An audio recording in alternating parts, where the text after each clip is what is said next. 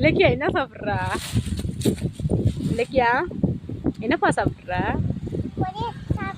என்னப்பா என்ன சாப்பிட்றீங்க? நெல்லிக்காய். போதுண்டி, எம்புட்டு உப்பு உப்பு தட்டுடி.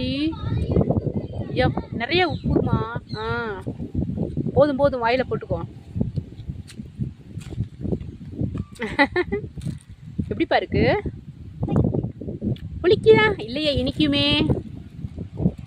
இனிக்குது தானே? ஆமாவா?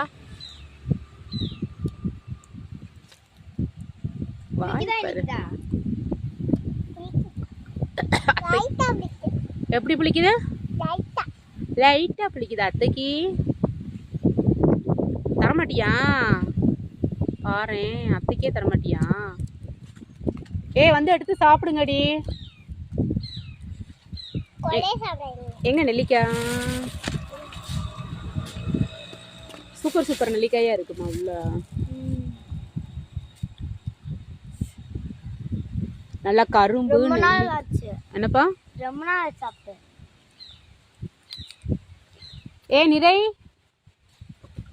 அது வாட்டுக்கு இருக்கும். அவங்க மாமாவை வேப்பங்கொல்ல மட்டும் எடுத்து போட சொல்லு. அதுக்கு சாப்பிடுதா? தேக்கல அது தின்னும்.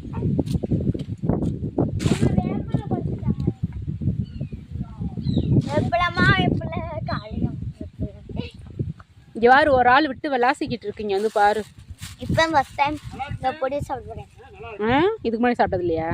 அது எப்போதும் சாப்பிட்டேன்.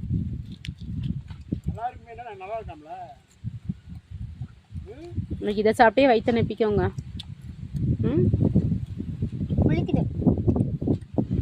நல்லா இருக்கும் தெரியுமா? நாங்கள் ஆமாம், அது சாயங்காலம் மிளகா பஜ்ஜி. இல்லை, நாங்கள்லாம் ஸ்கூல் படிக்கிறப்ப இது என்ன செய்வாங்கன்னா, இந்த நெல்லிக்காயில் உப்பு மிளகா தூளும் போட்டு ஊற வச்சு வச்சுருப்பாங்க. நாங்கள் இந்த சாம்பார் சோறு அப்போயெல்லாம் நிறையெல்லாம் வெஞ்சனம்லாம் வைக்க மாட்டாங்க, வெறும் சாப்பாடு மட்டும்தான். அப்போ இந்த நெல்லிக்காயை வாங்கி வச்சுக்கிருவோம். மோஸ்ட்லி தயிர் சாதம் இருக்கு பார்த்தியா? தயிர் சாதத்துக்கு வந்து சூப்பராக இருக்கும், அல்டிமேட்டாக இருக்கும். எத்தனை ரூபா இருப்பாங்க? தயிர் சாதத்துக்கு மீன் சாப்பிடக்கூடாதுன்றாங்க. தயிர் சாதத்துக்கு ஏன் மீன் சாப்பிடக்கூடாதுன்னா, அதுக்கு ஏதாவது சயின்டிஃபிக்காக இருக்கும். ஆனால் எனக்கு தயிரும் வறுத்த மீன் தான் பிடிக்கும். எனக்கு மீன் ஊறுகாய். மீன் ஊறுகாய்.